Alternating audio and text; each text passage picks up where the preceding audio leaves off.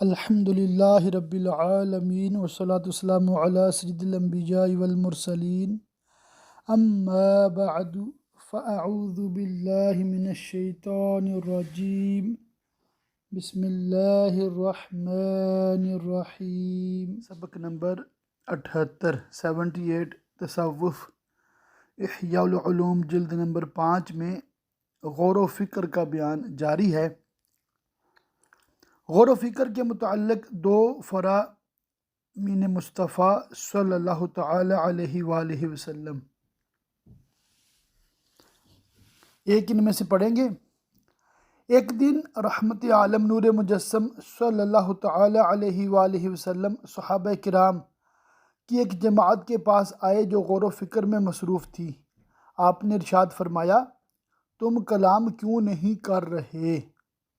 صحابہ کرام علیہم الرضوان نے عرض کی، ہم اللہ عز و جل کی مخلوق میں غور و فکر کر رہے ہیں۔ آپ نے ارشاد فرمایا، تم ایسے ہی کرتے رہو، اللہ کی مخلوق میں غور و فکر کرو اور اس کی ذات میں غور و فکر نہ کرو۔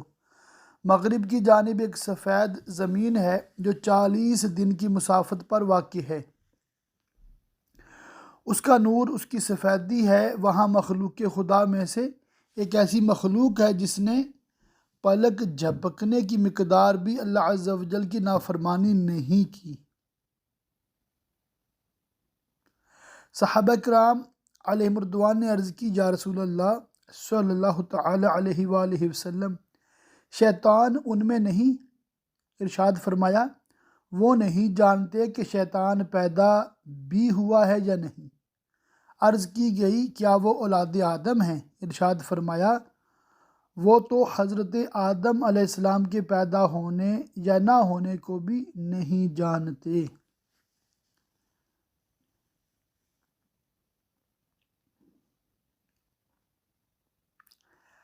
غور و فکر کے متعلق 21 اقوال بزرگان دین۔ پہلا ہے، حضرت سیدنا محمد بن واسع علیہ رحمۃ اللہ نافع بیان کرتے ہیں کہ حضرت سیدنا ابو ذر غفاری رضی اللہ تعالیٰ عنہ کے وصال کے بعد ایک بصری یعنی بصرہ کے رہنے والے شخص آپ کی والدہ کے پاس آیا اور ان سے حضرت سیدنا ابو ذر غفاری رضی اللہ تعالیٰ عنہ کی عبادت کے متعلق پوچھا تو انہوں نے فرمایا، وہ دن کا اکثر حصہ گھر کے ایک کونے میں بیٹھے غور و فکر کرتے رہتے۔ حضرت سیدنا حسن بصری علیہ رحمۃ اللہ القوی فرماتے ہیں، لمحہ بھر کا غور و فکر پوری رات عبادت کرنے سے بہتر ہے۔ حضرت سیدنا فضیل بن عیاض رحمۃ اللہ تعالی علیہ نے فرمایا، غور و فکر ایک ایسا آئینہ ہے جو تجھے تیری نیکیاں اور برائیاں دکھاتا ہے۔ تو اس سے ہمیں ایک بات سمجھنے اور سیکھنے کو ملی کہ ہم تھوڑی دیر کے لیے اپنے ساتھ بیٹھ جائیں، یعنی کہ ایک ملاقات اپنے ساتھ کو تھوڑا اپنے لیے بھی وقت نکالیں اور غور کریں کہ میری لائف کیسے گزر رہی ہے، اچھائیاں کر رہا ہوں، برائیاں کر رہا ہوں، کون سی برائیاں کر رہا ہوں، کیسے بچ سکتا ہوں، کون سی نیکیاں مجھ سے نہیں ہو رہی، ان کو میں کیسے انجام کر سکتا ہوں۔ یہ بہت بڑی ایک نعمت ہے، ٹھیک ہے۔ اور پھر غور و فکر کے یعنی کہ درجہ بدرجہ اب ایک عالم و مفتی ہے مثال کے طور پہ، وہ غور و فکر کرے کہ اس وقت امت مسلمہ کو کون سے مسائل درپیش ہیں، ان کا حل کیا ہے، نیشنلی انٹرنیشنلی مسلمانوں کے حقوق، مسلمانوں کا تحفظ، امن کیسے قائم کیا جا سکتا ہے، کفار کے شر سے بچانا اور اسلام کو غالب رکھنا، مسلمانوں کو غالب رکھنا، اس پہ غور کرنے کی بہت زیادہ ہر دور میں ضرورت رہی ہے، فی زمانہ تو بہت ہی زیادہ ہے۔ پھر سائنس کے شعبے میں چلے جائیں، غور و فکر کریں کہ انسانوں کو کون سی بیماریاں ہیں، کیسے بچنا ہے، کیسے بچایا جا سکتا ہے۔ یہ اتنی عظیم یہ ریسرچ ہے، اتنے زیادہ اس کے فائدے ہوتے ہیں۔ تو جس شعبے میں بھی جانا ہے اسلام کے مطابق، قرآن حدیث کے مطابق اس پہ غور و فکر کریں، ایک اسلامک پوائنٹ آف ویو اس پہ لائیں، تو یہ مطلب ایک انقلاب یعنی کہ برپا ہو سکتا ہے، ہوتا رہا ہے۔ مسلم سائنٹسٹس کی جو انپٹ ہے سائنس میں یہ بہت زیادہ ہے۔ یہ الگ بات ہے کہ بعض سائنسدانوں کے نام بھی بدل دیے گئے ہیں اور عجیب و غریب نام ہیں، اور بندہ سن کے سمجھتا ہے کہ یہ تو پتہ نہیں کون ہے۔ خیر، تو غور و فکر جو ہے وہ کرنا چاہیے، غور و فکر اپنی ذات میں بھی کرے اور امت مسلمہ کے مجموعی حالات میں بھی کرے۔ ایک اور فرمان پڑھتے ہیں، اعلیٰ اور افضل مجلس نمبر 20۔ سید الطائفہ حضرت سیدنا جنید بغدادی علیہ رحمۃ اللہ الہادی فرماتے ہیں، سب سے اعلیٰ و افضل مجلس میدان توحید میں غور و فکر کے ساتھ بیٹھنا، معرفت کی خوشگوار ہوا سے لطف اندوز ہونا، چاہت کے سمندر سے محبت کے پیالے پینا اور اللہ عز و جل کی طرف حسن ظن کی نظر رکھنا ہے۔ پھر فرمایا، ان مجلسوں کی کیا ہی شان ہے اور ان کی شراب کتنی لذیذ ہے، خوش خبری ہے اس کے لیے جسے یہ نصیب ہو جائیں۔ سبحان اللہ، دل میں ہو یاد تیری گوشائے تنہائی ہو، پھر تو خلوت میں عجب انجمن آرائی ہو۔ اللہ اکبر، اللہ اکبر۔ دوسری فصل ہے غور و فکر کی حقیقت اور اس کا ثمرہ۔ غور و فکر کی حقیقت جان لیجئے کہ غور و فکر کا مطلب ہے دو معرفتوں کا دل میں حاضر ہونا تاکہ ان سے تیسری معرفت حاصل ہو۔ اس کی مثال جو سمجھیے کہ ایک شخص دنیا کی طرف مائل ہے اور دنیاوی زندگی کو ترجیح دیتا ہے اور جاننا چاہتا ہے کہ دنیا کی بنسبت آخرت کو ترجیح دینا زیادہ بہتر ہے، تو اس کے دو طریقے۔ پہلا طریقہ، کسی دوسرے شخص کے منہ سے سن لے کہ دنیا کے مقابلے میں آخرت کو ترجیح دینا زیادہ بہتر ہے، اب حقیقتی حال جانے بغیر اس کی تصدیق و تقلید کرے اور محض اس کے قول پر اعتماد کرتے ہوئے اپنے عمل کے ذریعے آخرت کو ترجیح دینے کی طرف مائل ہو جائے، اس طریقے کو معرفت نہیں بلکہ تقلید کہتے ہیں۔ دوسرا طریقہ، یہ بات جانے کہ جو باقی رہنے والا ہے وہ ترجیح کے زیادہ لائق ہے، پھر یہ جانے کہ آخرت ہی باقی رہنے والی ہے، یوں اسے ان دو باتوں کو جاننے کے سبب تیسری بات معلوم ہو جائے گی کہ آخرت کو ترجیح دینا زیادہ بہتر ہے۔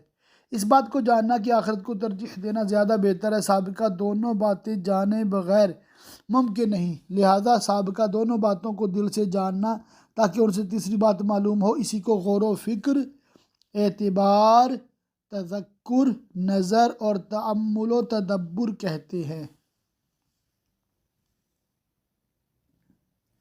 اعتبار، تذکر اور نظر میں فرق ہے۔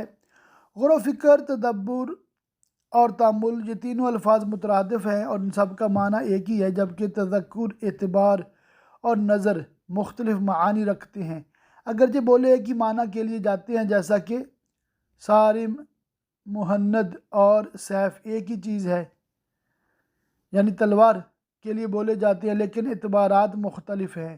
صارم کو اس حیثیت سے تلوار کہا جاتا ہے کہ وہ کاٹنے والی اور تلوار پر مہند کا اطلاق اس کی جگہ یعنی ہند کی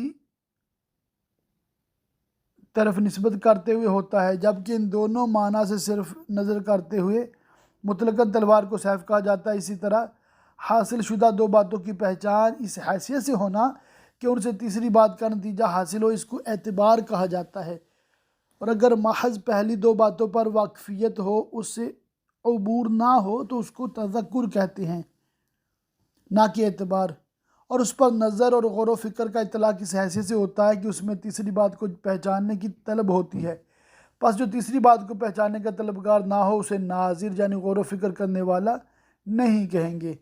معلوم ہوا کہ ہر متفکر متذکر تو ہے لیکن ہر متذکر متفکر نہیں۔ تذکر کا فائدہ ہے دل پر معارف کا تکرار کرنا تاکہ یہ معارف پختہ ہو جائیں اور مٹنے نہ پائیں، جبکہ غور و فکر کا فائدہ علم بڑھانا اور ایسی معرفت کے حصول کی کوشش کرنا ہے جو پہلے حاصل نہ ہو۔ غور و فکر اور تذکر کے مابین یہی فرق ہے۔ غور و فکر کا ثمرہ کیا ہے؟ غور و فکر کا ثمرہ علوم، احوال اور اعمال ہیں، لیکن اس کا خاص ثمرہ علم ہے، اس کے سوا کچھ نہیں، کیونکہ جب علم دل میں حاصل ہو جائے تو دل کی حالت بدل جاتی ہے، اور جب دل کی حالت بدل جائے تو اعضاء کے اعمال بھی بدل جاتے ہیں۔ پس عمل حال کے حال علم کے اور علم غور و فکر کے تابع ہے۔ تو غور و فکر تمام بھلائیوں کی ابتدا اور کنجی ہے، اس بات سے تجھ پر غور و فکر کی فضیلت آشکار ہو گئی۔ غور و فکر ذکر اور تذکر سے افضل ہے، کیونکہ غور و فکر ذکر بھی ہے اور اس سے بڑھ کر بھی۔ دل کا ذکر اعضاء کے ذکر سے بہتر ہے، بلکہ عمل کی بزرگی سی وجہ سے ہے کہ اس میں ذکر قلبی ہوتا ہے۔ نتیجہ یہ نکلا کہ غور و فکر جملہ اعمال سے افضل ہے، اسی وجہ سے کہا گیا کہ لمحہ بھر غور و فکر کرنا سال بھر کی عبادت سے بہتر ہے۔ اس کے بعد ہے کہ حال سے کیا مراد ہے؟ قول یہ کہ ناپسندیدہ سے پسندیدہ کی طرف اور رغبت و حرص سے زہد و قناعت کی طرف منتقل ہونا حال ہے۔ پھر اس کی مختلف تعریفات ہیں۔ آخرت کی طرف متوجہ ہونے کے 5 درجات۔ نمبر 1 تذکر، یعنی دونوں معرفتوں کا دل میں حاضر ہونا۔ نمبر 2 غور و فکر، یعنی ان دونوں معرفتوں سے مقصود تیسری معرفت کی طلب میں مشغول ہونا۔ تیسرا مطلوبہ معرفت کا حاصل ہو جانا۔ چوتھا نور معرفت کے حصول کے سبب دل کی حالت کا بدل جانا، اور آخری ہے دل کی اس نئی حالت کے بعد اعضاء کا دل کے تابع ہو جانا۔ تیسری فصل ہے غور و فکر کے مقامات۔ جاننا چاہیے کہ غور و فکر کبھی تو ایسے معاملے میں ہوتی ہے جس کا تعلق دین سے ہوتا ہے، اور کبھی اس معاملے میں ہوتی ہے جس کا تعلق دین سے نہیں ہوتا۔ ہماری غرض وہ فکر ہے جس کا تعلق دین سے ہوتا ہے، لہذا ہم دوسری قسم کو بیان نہیں کریں گے۔ غور و فکر کی 2 اقسام۔ دین سے ہماری مراد وہ معاملہ ہے جو بندے اور اس کے رب کے درمیان ہوتا ہے۔ بندے کی تمام افکار یا تو بندے سے اور اس کی صفات و احوال سے تعلق رکھتی ہیں، یا ان کا تعلق معبود حقیقی اس کی صفات اور اس کے افعال سے ہوتا ہے۔ غور و فکر کرنے کی یہی 2 قسمیں ہیں۔ پھر جن افکار کا تعلق بندوں سے ہے ان میں غور و فکر اس طرح ہوگا کہ وہ رب عز و جل کو پسندیدہ ہوگا یا ناپسند۔ ان 2 کے سوا کسی اور طرف غور و فکر کرنے کی حاجت نہیں۔ جن افکار کا تعلق رب عز و جل سے ہے تو ان میں غور و فکر اس کی ذات و صفات اور اسماء حسنہ کی طرف دیکھنے سے ہوگا، یا پھر اس کے افعال، اس کی بادشاہی اور آسمانوں اور زمین اور جو کچھ ان کے مابین ہے ان میں نظر کرنے سے ہوگا۔ فکر کو ان اقسام میں قید کرنے کی وجہ تمہیں ایک مثال سے خوب واضح ہو جائے گی۔ تو اس کے بعد مطلب یہاں پر ایک مثال دی گئی ہے۔ اس کے بعد ہے پہلی قسم بندے کا اپنے افعال و عادات میں غور و فکر کرنا۔ یہ فکر علم معاملہ سے تعلق رکھتی ہے، اور اس کتاب کا مقصود بھی یہی ہے۔ جہاں تک تعلق ہے دوسری قسم یعنی اللہ عز و جل کی ذات و صفات اور افعال میں غور و فکر کرنے کا، تو وہ علم مکاشفہ سے تعلق رکھتی ہے۔ ہر شے خواہ وہ اللہ عز و جل کی یہاں پسندیدہ ہے یا نہیں، ظاہر و باطن کی طرف تقسیم ہوتی ہے۔ ظاہر کی طرف جیسے نیکیاں اور گناہ، اور باطن کی طرف جیسے منجیات نجات دینے والی یا مہلکات ہلاک کرنے والی، ان کا تعلق دل سے ہے۔ ہم ان کی تفصیل مہلکات اور منجیات میں بیان کر چکے، یعنی حسد، تکبر، غیبت، ان چیزوں سے بچنا ہے۔ اچھا، اخلاص، تقوی، پرہیزگاری، ان چیزوں کو اپنانا ہے۔ تو اس کے بعد امام غزالی رحمۃ اللہ تعالی علیہ مختلف انداز سے انہی باتوں کو بیان کر رہے ہیں۔ چند عنوانات میں چھوڑ رہا ہوں، صرف ٹائٹلز پڑھ دیتا ہوں۔ زبان کے متعلق غور و فکر کا طریقہ، جھوٹ، غیبت وغیرہ سے بچانا ہے۔ کان کے متعلق غور و فکر کا طریقہ، لہو و لعب وغیرہ ان طرح کی باتوں سے بچانا ہے۔ پیٹ کے متعلق غور و فکر، پہلی تھی وہ نافرمانی سے بچانا ہے نا۔ دوسرا ہے اطاعت والی صفات، وہ بندے میں مطلب پیدا ہونی چاہیے۔ تیسرا ہے ہلاکت میں ڈالنے والی صفات، تو ان سے بچنا بھی ضروری ہے۔ ان میں آتا ہے خود پسندی، تکبر۔ چوتھی قسم ہے نجات دلانے والی صفات، توبہ، شکر، محبت و شوق کیسے حاصل ہو، خوف خدا رحمت اللہ کی امید کیسے حاصل ہو؟ قرآن مجید اور حدیث نبویہ میں غور و فکر کا مقصود، مطلوب و مقصود فنا فی اللہ ہونا ہے۔ یہ پڑھ دیتا ہوں تھوڑا۔ حضرت سیدنا ابراہیم خواص رحمۃ اللہ تعالی علیہ جنگلوں میں پھرا کرتے تھے۔ ایک دن حضرت حسین بن منصور حلاج رحمۃ اللہ تعالی علیہ نے ان سے پوچھا کس حال میں ہیں؟ کہنے لگے توکل کے معاملے میں اپنے حال کی اصلاح کی خاطر جنگلوں کے چکر کاٹ رہا ہوں۔ سیدنا حسین بن منصور نے فرمایا آپ نے تو اپنی زندگی اپنے باطن کی تعمیر و ترقی میں فنا کر دی، توحید میں کب فنا ہوگی؟ فنا فی اللہ ہونا ہی طالبین کا مقصود اور صدیقین کی لذت کی انتہا ہے۔ ہلاک کرنے والی صفات سے بچنا تو نکاح کی عدت سے نکلنے کی طرح ہے، جبکہ نجات دلانے والی صفات اور تمام عبادات سے متصف ہونا ایسا ہے جیسے کوئی عورت اپنے شوہر کے لیے تیار ہو، خود کو ستھرا کرے، ہاتھ منہ دھوئے اور بالوں میں کنگھا کرے تاکہ اس کے سباب شوہر سے ملنے کے قابل ہو جائے۔ اگر وہ ساری عمر رحم کی صفائی، چہرے کو آراستہ کرنے میں ہی مصروف رہے گی تو یہ عمل محبوب سے ملاقات میں رکاوٹ بنا رہے گا۔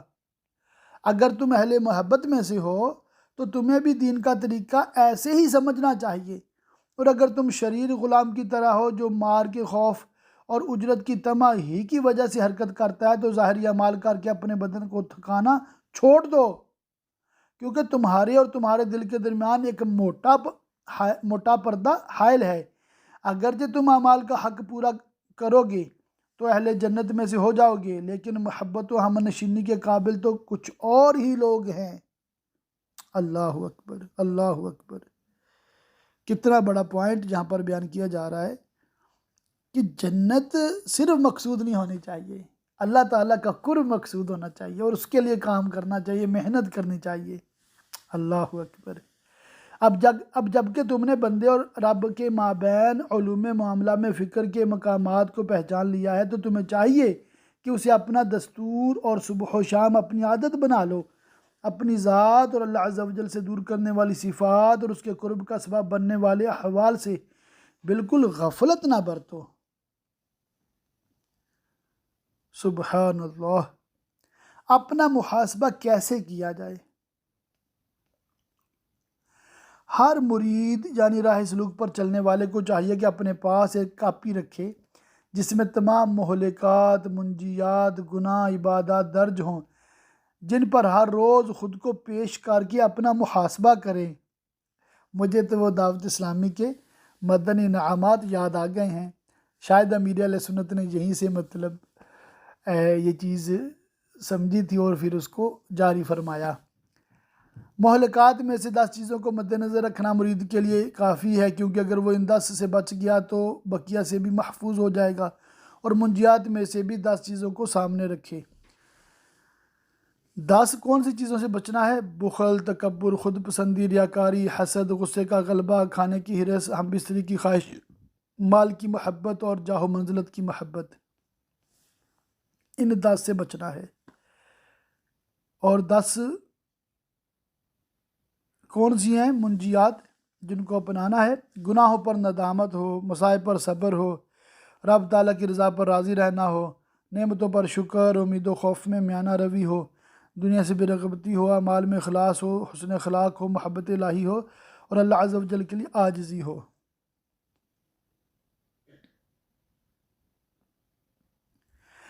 یہ 20 صفات ہیں جن میں 10 اچھی اور 10 بری ہیں۔ جب بری صفات میں سے ایک چلی جائے تو اپنی کاپی میں اس پر لکیر کھینچ کر اس بارے میں فکر کرنا چھوڑ دے اور اللہ عز و جل کا شکر ادا کرے کہ اس نے اس بری صفت کو دور کر دیا۔ اللہ اکبر، اللہ اکبر۔ تو اس سبق کا اگر میں تھوڑا سا خلاصہ اپنے الفاظ میں بیان کر دوں کہ دیکھیں، ہم میں سے ہر گناہ میں مبتلا نہیں ہوتا، اور بعض گناہوں سے تو بندے کو فطری طور پہ نفرت ہوتی ہے۔ ہاں، بعض گناہ جو ہیں اس کو فطری طور پہ محبوب ہوتے ہیں۔ تو اب غور کر لے کہ مجھ میں کون سے گناہوں کی لذت پائی جاتی ہے، پھر اس لذت کو ختم کیسے کرنا ہے۔ اس کا بعض اوقات متبادل بھی ہوتا ہے نا، ایک کنوارا لڑکا ہے، اس کو مطلب عورتوں کی خواہش ہے، گناہوں میں پڑا ہوا ہے، زنا میں پڑا ہوا ہے، تو اس کا تو بہترین علاج شادی ہے نا، بات سمجھ آ رہی ہے؟ اسی طرح ایک شخص ہے بیکاری ہے، بھیک مانگتا ہے، تو اس کا بہترین علاج اچھا روزگار ہے، کوئی ہنر سیکھے، کام کرے۔ تو اسی طرح مطلب اپنے آپ کے بندہ خود غور کرے کہ مجھ میں کون سی برائیاں ہیں، کون سی اچھی صفات ہے، کون سی بری ہیں، تو ان کو میں کیسے مطلب نیکیوں کو بڑھا سکتا ہوں اور گناہوں سے بچ سکتا ہوں۔ دوسری قسم ایک عنوان ہے جہاں پر رب تعالیٰ کی عظمت و کبریائی اور جلالت میں غور و فکر کرنا، پہلا مقام یہ اعلیٰ مقام ہے، اور یہ اللہ عز و جل کی ذات و صفات اور اس کی اسماء کی معانی میں غور و فکر کرنا ہے۔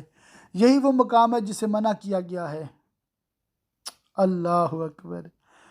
چنانچہ فرمایا گیا اللہ عز و جل کی مخلوق میں غور و فکر کرو اور اللہ عز و جل کی ذات میں فکر نہ کرو، کیونکہ عقلیں اس میں حیران ہیں، اور علاوہ صدیقین کی نگاہوں کے کسی کو اس تک رسائی کی طاقت نہیں، اور صدیقین بھی دائمی نگاہ کی طاقت نہیں رکھتے۔ تمام مخلوق کا جلال الہی کی طرف نظر کرنا ایسے جیسے چمگادڑ کا سورج کی روشنی دیکھنا، حالانکہ یہ بات یقینی ہے کہ وہ سورج کی روشنی نہیں دیکھ سکتی، بلکہ دن میں چھپی رہتی ہے، اور رات کے وقت زمین پر باقی رہنے والی سورج کی روشنی میں نکلتی اور گھومتی ہے۔ صدیقین کا حال اس شخص کی طرح جو سورج کی طرف نظر کرتا ہے، یقیناً وہ نظر کرنے کی طاقت رکھتا ہے، لیکن اس پر نظر جما نہیں سکتا، اور نظر جمانے کی صورت میں نابینا ہونے کے خطرے سے دوچار رہتا ہے۔ تو اس کو امام غزالی رحمۃ اللہ تعالی علیہ نے مختلف انداز سے یہ بیان کیا کہ جب یہ معلوم ہوا کہ اللہ عز و جل کی ذات و صفات میں نظر کرنا خطرے سے خالی نہیں، تو ادب شریعت اور اصلاح خلق کا تقاضا ہے کہ غور و فکر کی راہوں کے در پہ نہ ہوا جائے، لہٰذا ہم دوسرے مقام کا رخ کرتے ہیں۔ اللہ کی ذات و صفات وہ ہمارے لیے تو وہی مثال ہے جیسے چمگادڑ ہے تو سورج کی طرف نہیں دیکھ سکتی، تو ہم ذلیل حقیر بندے ہیں، ہم اس قابل نہیں ہیں۔ اللہ اکبر، اللہ اکبر۔ دعا کر سکتے ہیں کہ اللہ پاک ہمیں بھی صدیقین کا مقام عطا فرمائے۔ اللہ عز و جل کے افعال اور اس کی صنعت کے عجائبات میں غور و فکر کرنا، چونکہ اللہ عز و جل کی قدرت و صنعت کے عجائبات اس کی جلالت و کبریائی اور پاکی و بلندی پر دلالت کرتے ہیں، اور اس کے کمال علم و حکمت اور قدرت و مشیت کے نفاذ پر بھی دلالت کرتے ہیں۔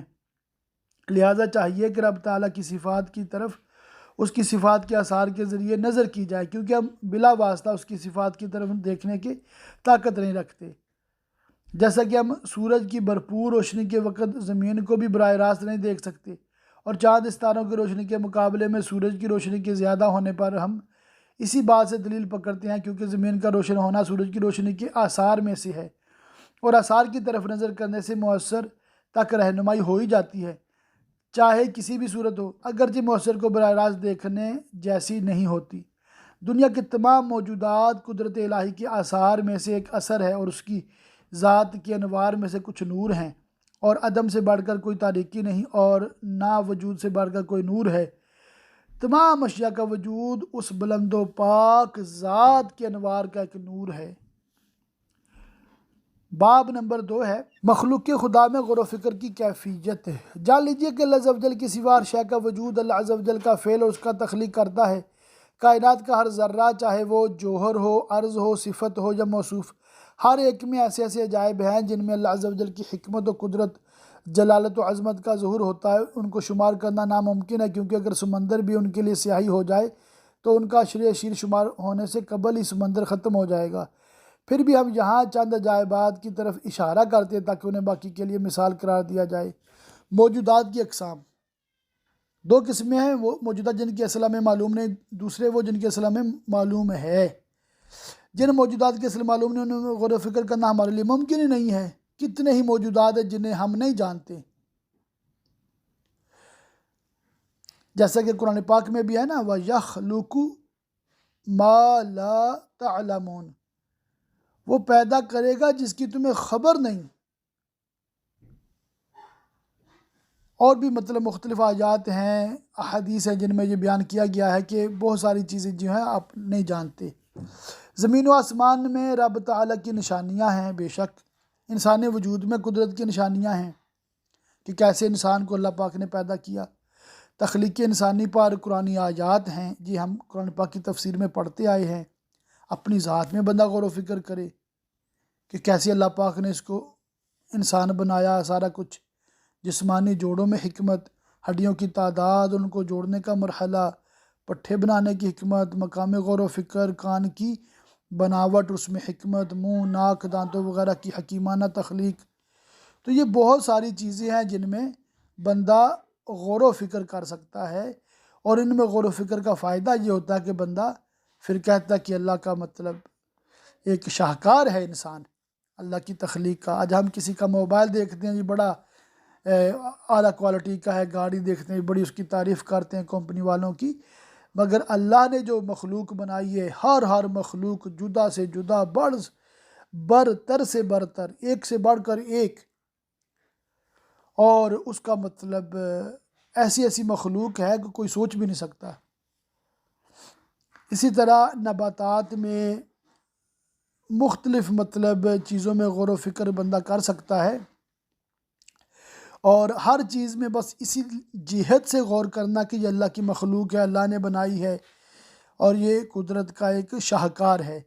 تو یہ کئی صفحات جو ہے نا امام غزالی رحمۃ اللہ تعالی علیہ نے اسی موضوع پر لکھے ہیں، اور میں ان کو سکپ کر رہا ہوں، صرف آپ کو ایک خلاصے کے طور پہ بتا رہا ہوں تاکہ آپ کو ایک مطلب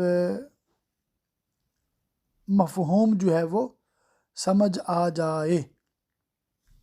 اچھا، آخر میں ایک بحث ہے، اس کو پڑھ کے انشاءاللہ تعالیٰ آج کا لیکچر مکمل کرتا ہوں۔ ایک فلسفی اور عالم کا غور و فکر، یعنی ایک دنیا دار اور دین دار کے غور و فکر میں کیا فرق ہے؟ جب ہم اس غور و فکر کے بیان میں اللہ عز و جل کے فعل کی طرف نظر کرتے ہیں تو اس میں بھی ہمیں اللہ عز و جل کا ہم پر احسان و انعام نظر آتا ہے، اور ہم اسے فقط اللہ عز و جل کے فعل ہی کی صورت میں دیکھتے ہیں۔ بہرحال ہر وہ چیز جس میں ہم غور و فکر کرتے ہیں کہ فلسفی بھی اس میں غور و فکر کرتا ہے، لیکن اس کا غور و فکر کرنا اس کی گمراہی اور بدبختی کا سبب بنتا ہے، اور جسے توفیق الہی ہو اس کا غور و فکر کرنا ہدایت و خوشبختی کا سبب بنتا ہے۔ آسمان و زمین کے کسی ذرے کے سبب اللہ عز و جل جسے چاہے گمراہ کر دے اور جسے چاہے ہدایت دے دے، لہٰذا جو ان امور میں اس حیثیت سے غور و فکر کرتا ہے کہ یہ اللہ کا فعل ہے اور اس کی صنعت ہے، تو اس کے سبب اسے اللہ عز و جل کی جلالت و عظمت کی معرفت اور ہدایت نصیب ہوتی ہے۔ اور جو شخص غور و فکر کی کمی کا مظاہرہ کرتے ہوئے، یعنی یہ اس سوچ سے ہٹ کر کہ اسباب پیدا کرنے والی ذات نے ان کو آپس میں مربوط کیا ہے، فقط اس حیثیت سے غور و فکر کرتا ہے کہ ان میں سے بعض چیزیں دوسری بعض پر اثر انداز ہوتی ہیں، تو وہ بدبخت ہو کر تباہی کے دہانے پر پہنچ جاتا ہے۔ ہم گمراہی سے اللہ کی پناہ چاہتے ہیں اور سوال کرتے ہیں کہ وہ اپنے فضل و کرم سے، جود و احسان اور رحمت سے ہمیں جاہلوں کی طرح بھٹکنے سے محفوظ فرمائے۔ منجیات یعنی نجات دلانے والے امور میں سے نواں بیان مکمل ہوا۔ اس کے بعد موت اور اس کے بعد کا بیان ذکر کیا جائے گا، اور یوں اللہ کے فضل و کرم سے کتاب مکمل ہو جائے گی۔ تمام تعریفیں اللہ عز و جل کے لیے ہیں جو یکتا ہے، اور درود و سلام و حضرت سیدنا محمد مصطفیٰ صلی اللہ تعالی علیہ وآلہ وسلم اور آپ کی آل پر۔ الحمدللہ عز و جل، اللہ عز و جل کے فضل و کرم سے غور و فکر و عبرت کا بیان جو ہے وہ مکمل ہوا۔ اچھا، میں آپ کو یوں عرض کر دوں انشاءاللہ تعالی مزید 2 لیکچر، صرف 2 لیکچر میں ہم نے بقیہ سارا مکمل کرنا ہے۔ 1 لیکچر میں بھی ہو سکتا ہے، کیونکہ یہ چیزیں جو ہے نا بالکل کامن سینس ہیں۔ موت ایک ایسی اٹل حقیقت ہے جس کا کوئی بھی انکار نہیں کرتا، سمجھے بات کو؟ تو اسی سے متعلقہ قرآن آیات، حدیث اور مطلب اقوال بزرگان دین ہوں گے اس میں انشاءاللہ تعالی۔ تو ہم اس کو 2 حصوں میں تقسیم کر لیں گے، آدھا جو ہے وہ لیکچر نمبر 79 میں اور آدھا لیکچر نمبر 80 میں انشاءاللہ تعالی پڑھ لیں گے۔ جب یہ کتاب ہماری مکمل ہو گئی تو آخری جو ہمارے 20 لیکچرز ہیں 81 سے لے کر 100 تک، اس میں ہم تصوف کی جگہ بھی انشاءاللہ تعالی قرآن پاک کا ترجمہ اور تفسیر پڑھیں گے، کیونکہ اللہ کا فضل ہے، اللہ کی رحمت ہے کہ ہم ایک ایک لفظ ترجمہ اور تفسیر کا پڑھ رہے ہیں، تو اس میں تصوف بھی ہے اس میں فقہ بھی ہے، اس میں حدیث بھی ہے، یعنی کہ سارے علوم، سیرت بھی ہے، بے شمار باتیں ایسی ہیں جو مطلب قرآن پاک سے ہمیں ڈائریکٹ ملتی ہیں۔ تو اللہ تعالیٰ کے فضل سے انشاءاللہ تعالیٰ ہمارا یہ عالم کورس اردو 100 لیکچرز میں مکمل ہوگا۔ اللہ تعالیٰ کی بارگاہ میں دعا ہے اللہ پاک ہمیں خوب علم دین سیکھنے، یاد رکھنے، عمل کرنے اور دوسروں تک پہنچاتے رہنے کی توفیق رفیق مرحمت فرمائے، آمین بجاہ النبی الامین وصلی اللہ تعالیٰ علیہ وآلہ وصحبہ وبارک وسلم۔